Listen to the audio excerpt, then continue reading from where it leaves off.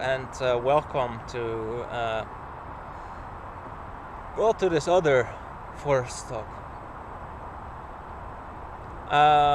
Yeah, so I had a dream a while ago, and I dreamt about a story that I actually haven't read.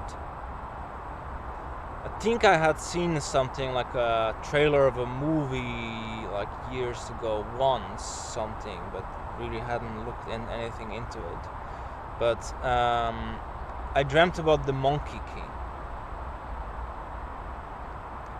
And the Monkey King is called Sun Wukong, and he's the figure all that you see that you saw in the thumbnail. And yeah, it's quite a story. So I really have been looking out to I guess the past. Well, yesterday I was really excited about it. Really excited about like doing this video.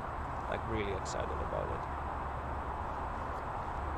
Now I have a whole bunch of notes written down. So. Because there's so much to the story to remember. It's just, yeah, and I really think it's like the most like epic individuation story that I can think of. It definitely beats the attempt of the myth of the divine twins that I tried to do. But it's also like 100 chapters, this story. So this is like maybe like a summary of a summary, pretty much. So yeah, if you're interested in it after, it's like, yeah, like for real, go check it out. It's fucking epic. But yeah. So first of all, I'm gonna like look at it from like a Jungian perspective. I'm trying to like talk a bit about the story, and to start off, I want to say about Sun Wukong that he represents the ego in a way, but also I guess some trickster aspect as well. And there are some interesting things about Sun Wukong that I want to mention. So he's born from a stone atop the mountain of flowers and fruit. Born from a stone. I mean, think like Mithras or figure in my like Mithras. He's born from a stone too, and the stone in of itself is a symbol of the self. So he's born from the self. So there's immediately that symbolism in the beginning there. So that's very, very cool. Then he has supernatural abilities through Taoist practices. He has amazing strength and can lift the weight of 2 mountains whilst running with the speed of a meteor. He has magical hair, transformation skills. His hair can become anything. Like weapons, himself, other copies of himself, and different objects and things. Then he can partially manipulate the weather, and he can stop people in place with magic. And in the story, these abilities kind of represent like the abilities of the ego to like. Within the mind to like affect things. The ego is very, very powerful and strong. And Sun Wukong as a monkey, he kind of like for the Buddhists represents the monkey mind.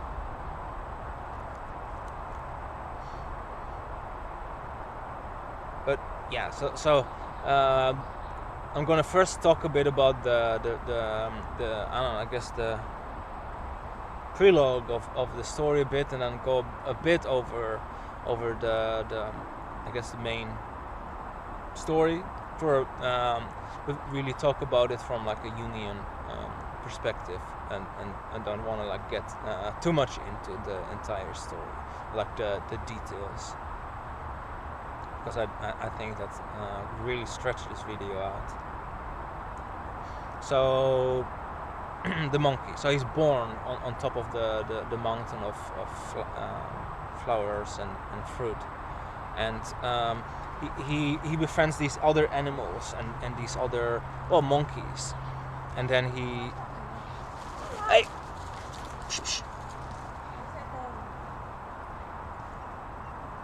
no doggo. It was a dog. A big dog too. It's like no, you're not gonna get my laptop. Not today. Woman with dogs. So yeah, where was I? Okay, he befriends all kinds of animals, and then animals barge. Dogs, man. Okay, so the monkey king, he finds these other monkeys, and then he becomes the king, the monkey king, through winning a bet to jump into a waterfall. And none of the other monkeys there, but he does. He immediately does and jumps in there, and he wins the bet, so he becomes the monkey king. However, his happiness doesn't last, and when an older monkey friend dies, he goes out to find an immortal to teach him how to defeat death. So he kind of achieved this state of like, he's the king of the monkeys, but it's not really good enough for him, and he wants to like, he's not really happy. And then when his friend died, he's like confronted with death in that sense. He's like, and goes out into the world because he wants to defeat death. So he travels, and he goes through a forest, and there's a wood cutter that's singing, and then the woodcutter, he explains that his singing was the song he was singing was taught by an immortal. So he then goes through like a village, and he gets to a temple, and the dude there in the temple doesn't want to teach him, so he sits there down, and he just sits there and waits. So the magical Taoist martial artist Puti Zushi teaches him after waiting outside the entrance of the temple for many months. See, he's very impressed with like how long he was able to wait there and to sit. Now so in the temple he's taught advanced Taoist practices, including the way of immortality.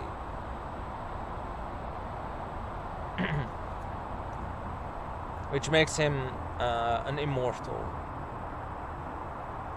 And then Puti Zushi later advises to not show off the teachings without need, and hide who taught him, which the Monkey King agrees to.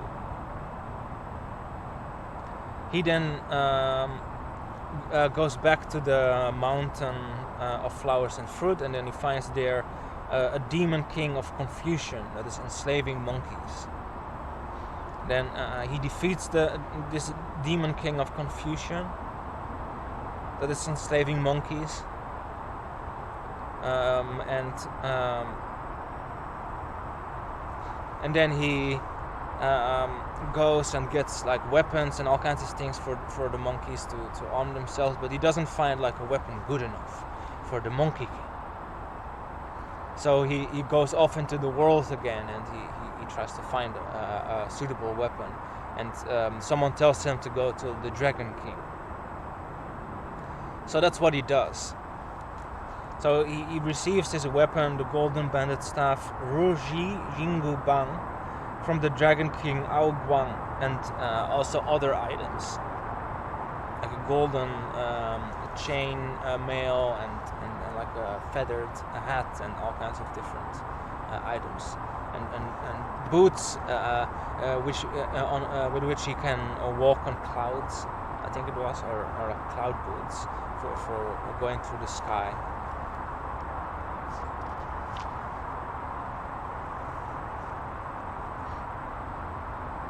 But the Monkey King then kind of, extorted them with his presence because they were very afraid of him. And then the Monkey King gets sentenced to death for extorting the Dragon Kings. But he defies Hell's attempt to collect his soul by wiping his name from the Book of Life and Death. And then both the Dragon Kings and the Kings of Hell report him to the Jade Emperor. They're like, well, this fucking monkey. And then he sends the Jade Emperor sends the heavenly army, and they use everything they can on him, but fail to erase him from existence. So instead, they're like, okay, well, we will invite you into heaven. And then heaven gives him the lowest job, but doesn't tell him about it. They make it seem like it's an important job. It was named Protector of Horses, and it seemed to be an important position, but actually it was the lowest job, as stable boy. And then through this, the Monkey King discovers the importance of status. So he becomes aware of status. But he then also found out that it was the lowest job, and was like, well, I'm not happy with this, being like in the lowest position, like, the bottom lobster, how Jordan Peterson would say. And so he frees the horses and proclaims himself the great sage, heaven's equal, because he's like, fuck it, I'm as good as, the Jade Emperor. So Goldstar is a figure in the story, and Goldstar advises the Jade Emperor to recognize the title, as they would harm their reputation if they fail to defeat him again. So the Jade Emperor doesn't really like it, but he appeases Sun Wukong's vanity while treating him as a pet, really, to keep him from creating trouble, because he doesn't want him to go off into the world and to create all kinds of trouble in the world. So the Jade Emperor is like, okay, you're the great sage, heaven's equal. So, for the Jade Emperor and Goldstar, the title kind of shows Sun Wukong's overconfidence and ignorance to the important workings of heaven. And maybe like heaven and the workings of heaven and the Jade Emperor and the status could be seen as like the societal hierarchy, that he's causing so much trouble that, or like it could cause so much trouble that he's giving a position like to get him to do something, basically. But Sun Wukong kind of suspects that it's a trap. But he's happy with his title being recognized. So it's like, oh yeah, I'm like my position, my social, I guess, standing in the hierarchy is being recognized. Yes, I am the great sage, heaven's equal. So next to that, he then gets the position as guardian of the heavenly peach garden. But when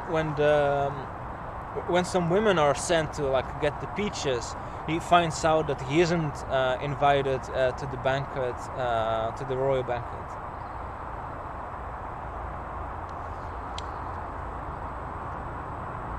And then they belittle his title.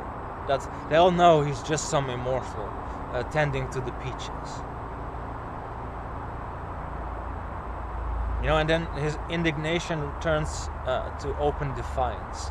He's like, "Oh, fuck you all," and then he gets he sneaks into the royal banquet, and then he gets drunk on wine, eats the peaches of immortality and Lao Tzu's pills of immortality. Then he escapes heaven to prepare a rebellion from his own kingdom. It's the fucking mad lad. Then Sun Wukong defeats single-handedly the army of heaven's 100,000 celestial warriors and even more different fighters. And then there's one fighter that is kind of like matched with him, only one, but they're equally matched, and no one can, they can still not, I guess. Oh, one can't beat the other. But eventually Lao Tzu just knocks him out. I think he throws like a ring at some ring at him, and he knocks him out with it. And then he retrieves his pills, Lao Tzu, by heating him, so him being the Monkey King, in a crucible. And now the Samadhi fires now made him even stronger though, and gave him the ability to recognize evil with his golden gaze. So he kind of like in that sense got the ability by, I don't know, the Samadhi fires, like to see good and evil. Where first he was just like going out into the world and just doing things, he's now able to see good and evil. He's able to perceive duality.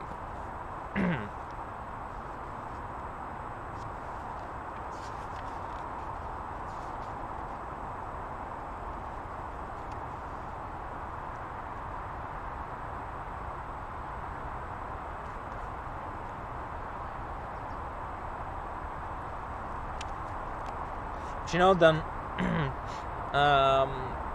he survived those flames, and then he comes out even stronger, and then the Jade Emperor is like, oh fuck, and he appeals to Buddha, to the Buddha in that sense. So the Buddha that most people think of, and they think of the Buddha, the one from India. And the Buddha makes a bet with the Monkey King that he can't escape his palm. If he does, he becomes the new Jade Emperor, because that's what the Monkey King asked for. But if the Monkey King fails to win the bet, and Buddha places him under a mountain and binds him there for 500 years to learn patience and humility. And he failed because the Buddha transcends duality, and Sun Wukong, the Monkey King, does not. So he's operating from only like a partial perspective. The Buddha here, kind of in a Jungian sense, representing the self, and he represents the entire perspective of reality. And in that sense, the Buddha, he can't escape from the Buddha's palm, because he cannot escape from the self, the ego, because he's part of the self.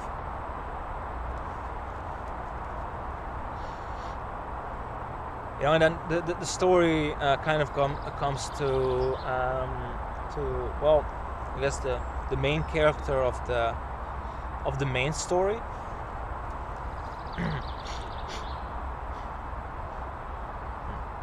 So that's actual historical figure called Tang Zhan Sang, and he's dismayed that his land is not doing well and only knows greed, hedonism, promiscuity,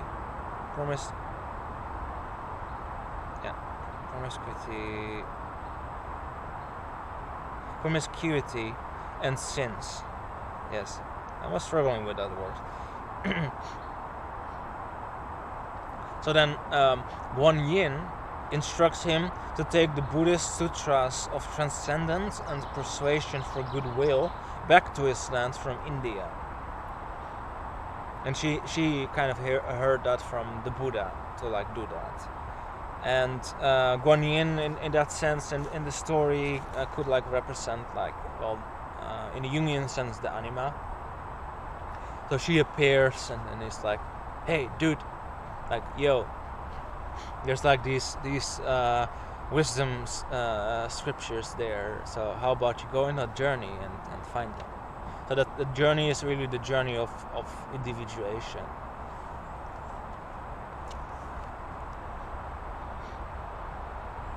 And Tang Sansang then travels, and eventually he finds Sun Wukong there under the mountain with the magic scroll on top of him that kept him there. And then it was then Guan Ying who goaded him to become a disciple, so he could free himself after fulfilling this service. And Sun Wukong gets like a magical band on, so he can't like just escape and be like fuck you. It would give him a headache, I think, a really bad headache if he would. And Tang Sanzang kind of that, I don't know, like he would represent like the self of the individual, where the Buddha would be the self of, I guess, in a higher sense of the cosmos, and Guan Yin represents kind of like the, I guess, like a anima type figure, which is kind of like why I love this so much, because I know Tang Sansang is really like the seeker and maybe like the self of the individual, and there's also other like figures there that they like meet afterwards too. So you have like Sun Wukong then, but like I said, he's the ego. He's intelligent but violent. He's not he doesn't have the greatest temper. Then you have Pixie, is the persona, linked to the persona in that sense, but also appetites and desire. And he was banished for harassing the moon goddess. Then you have Friar Sand, and he's the left brain intellect. He's dependable and hardworking. And then you have White Dragon Horse. White Dragon Horse because he actually was a dragon, but then he incarnated as a horse, and he represents the body, and through his, and he's a symbol of great strength of the body. So, like together with Guan Yin, then also that you kind of have like all of these kind of figures of individuation present. They together, not Guan Yin, but these other figures, they together fight different demons and vices and all these different things, and go through calamities to try to keep Tang Sansang safe, so he can retrieve the scrolls, which is in a Jungian sense gnosis from the self. And they go through like the journey of individuation, which is really, really epic. They go through like they do their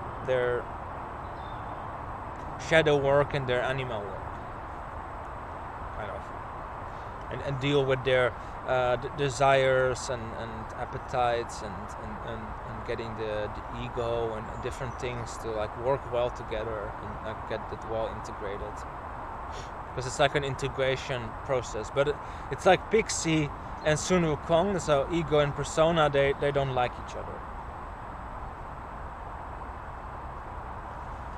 And I have here stuff written down still. But yeah, maybe I'm gonna like read here for more a bit. So what's interesting is also that after 14 years they reach Vulture Peak. So after a very long period of time. Individuation is not like I guess an easy journey. And this dude he went like full time on it. And on the Vulture Peak, then the Buddha gives Tang Sansang the scriptures. So the self gives the individual self this gnosis, so he can bring it back to society. And Sun Wukong and Tang Sansang achieve Buddhahood. White Dragon Horse becomes a Naga, I can maybe talk a bit about Nagas in a future video, maybe. Zubaye, so Pigzy, becomes an altar cleaner due to his greed, laziness, gluttony, and lusting for pretty women, getting everyone in trouble all the time. It's the the desires and appetites and the persona getting into trouble. And because he's the kind of like the persona in some sense, and well, maybe the shadow too. He's jealous of Sun Wukong, and he also thinks very highly of himself, even though he's a very ugly being, how they say in the story. He's a river ogre, I think. Yes, he's a river ogre. He's living in the river, and he can't get out of the river because of he represents he represents the shadow. And they even think he's a demon at first, and they want to kill him. But then Guan Yin steps in, and it's like no, that's the shadow. You don't kill the shadow. You go and integrate him. So that's in that story too, and that's very epic that's in there. And he's like there in the river, which represents the subconscious. And it's like, and they meet him when they go into, I think it was India, when they leave the continent and go into into India. I think it is something like that. What it is, but like they leave like the land, and they come there.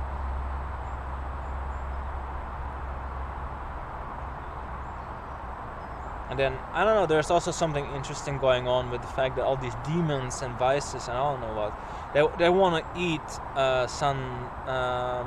Tang San Sang, because they believe if they eat his flesh, they will become immortal.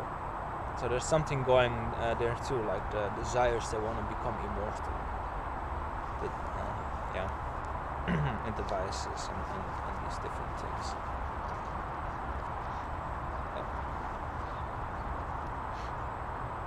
There's also another aspect in this that I find very fascinating, and it is that in the story, and it's in the story itself, it's revealed that the Buddha himself engineered the events, so the calamities and all the shit that they went through. So the journey through the shadow, and the Buddha being the self, so the self engineered all this stuff. It's like made certain things come up, like here's this shit, there's that shit, deal with it, which makes a lot of sense. And I really feel like, I don't know, like that's kind of what it does, because it's like different Jungians said also that the archetype of the self is the archetype of like the healer connected to it. So like the self wants to these different things to be integrated and healed and all of the other shit to be dealt with, so the healing can take place.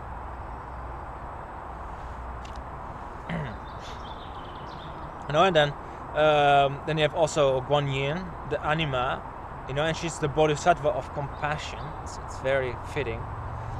She steps in to keep the process going, so they reach their destination if they would stray from the path. And it's often the pixie causing them trouble, because he falls for everything. He's just like, oh, there's this women over there, let's go there, or there's women, or this food, or whatever. And it gets them into trouble every fucking time. Even though like they're supposed to go through all of that. Even though it like makes the journey so much fucking longer.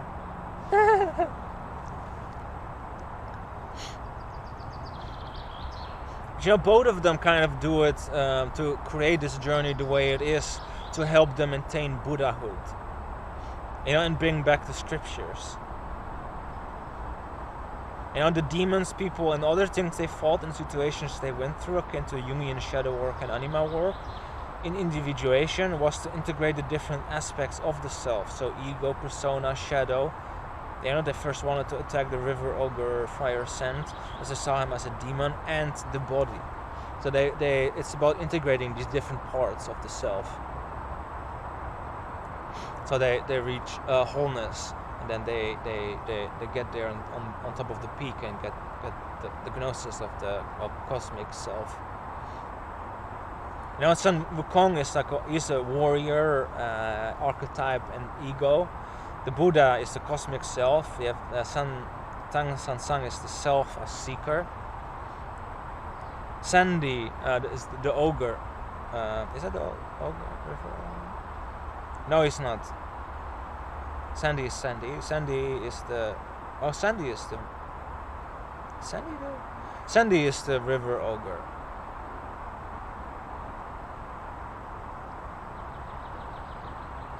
Yeah, not Pixie. Sandy is the river ogre. The intellect. Yeah, I was saying persona desire. Pixie is, but no, that's a mistake.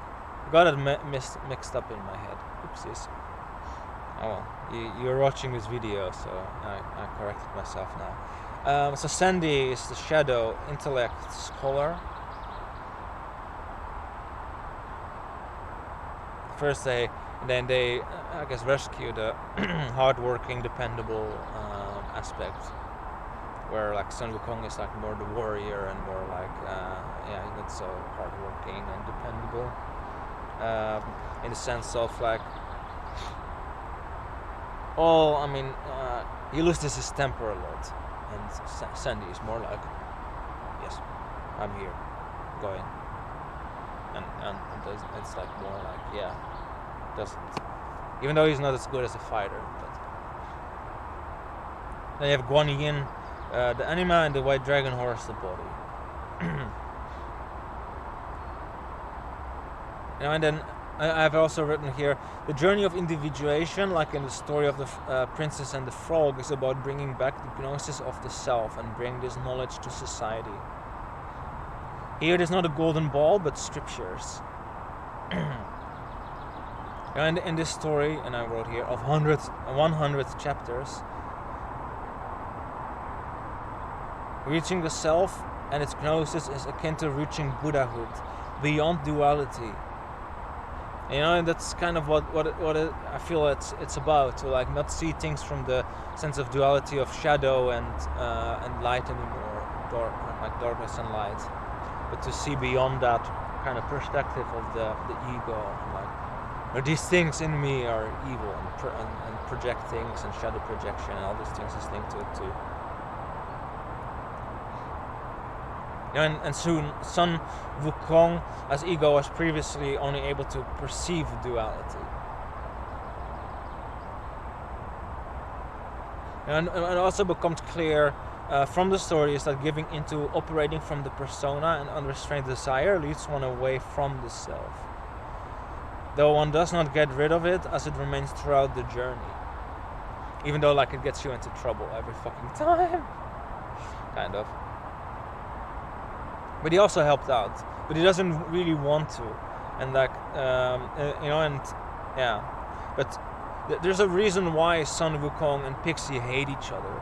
It kind of is because Sun Wukong is awakened to emptiness, which is which it also is his name, Sun Wukong.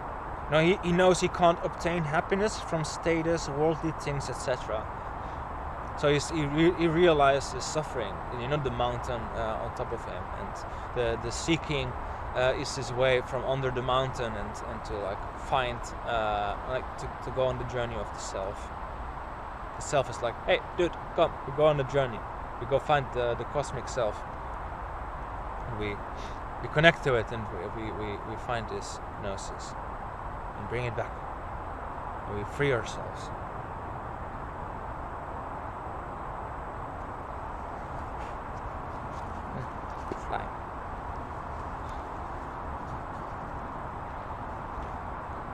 Yes.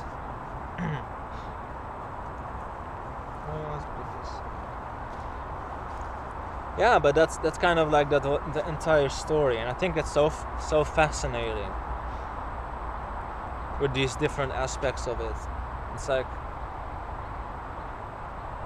and then they're kind of dealing with like integrating these different aspects of it, and then they become like,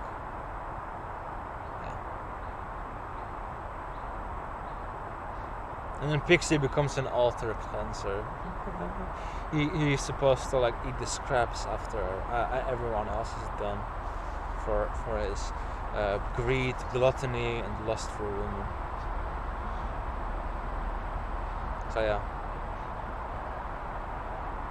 In that sense, it's like yeah, but they reach it through like Tang Sansang teaching the group like Buddhist teachings. So it's like through the Buddhist teachings they get to that stage. Kind of they reach the cosmic self, and then they reach well, Sun Wukong and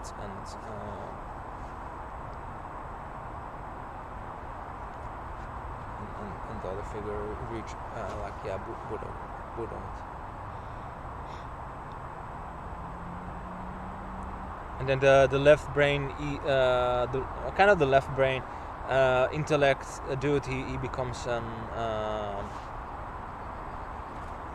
Did I mention that even?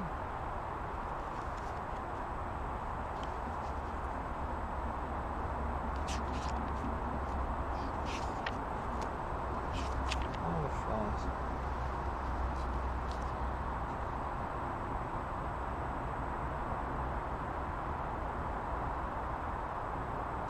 I don't think I had written that down.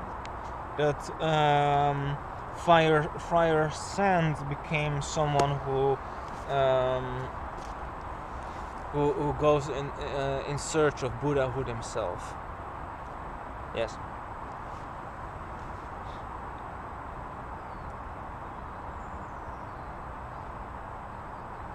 To free himself. Yeah.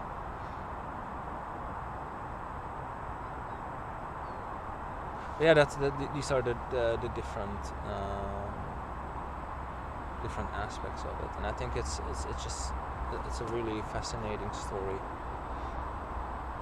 and it's kind of like it's really cool. With Sun Wukong too, it's like the ego, and then you have that all there, and that's like nicely set up. It's like the ego is described, and in the story, it goes also in more detail in like the backstories of these other figures a bit.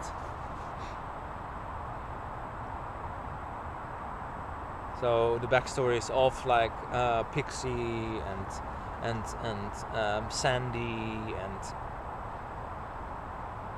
yeah. So it describes them too, and I think it's very, very cool, like very, very cool. I don't know. Maybe I can do like a part 2 or something of this video if you're all interested in more, I guess, of the details of it all.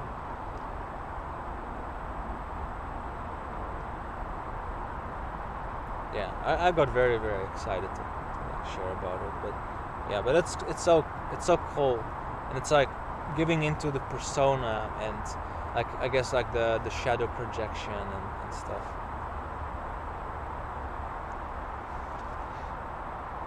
Kind of like got yeah, and all of that stuff leads you into a whole bunch of trouble constantly, but it's like actually also necessary, because it actually led them into all of the shit that they had to go through, because it's fucking fly in my eye again. No, but it led them into all of the shit, kind of, that the Buddha tried to engineer, so they fell for it. So otherwise, I don't know, I don't think that without Pixie they would have had as much trouble during the journey as they had. Even though he got them out of a lot of trouble too, because he was a really great fighter too.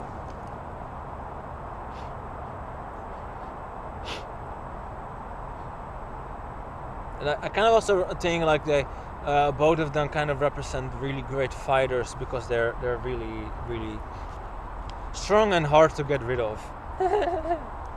If it makes sense.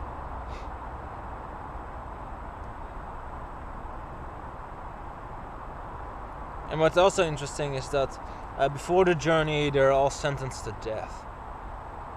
Not the monk seeker dude, but the pixie and Sandy, and the white dragon horse too. Yeah, but it's the I guess the individual self and the ego in some sense. They live on. They become they reach Buddhahood.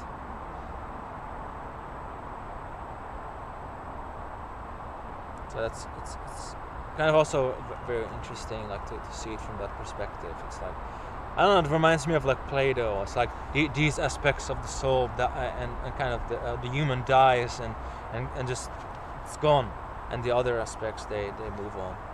But yeah, that's I think really interesting in it. And I think also with Pixie, even though he's like an altar cleanser, he kind of, well, maybe his appetite is a bit lessened. Yeah, but it's still there, you know. It's still all there. All of them.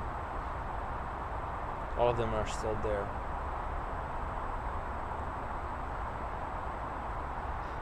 Yeah, and then they get like different positions in the well, not Pixie, but everyone else is getting different positions in the hierarchy of heaven. So that's very, very cool too. But yeah, I think that was like that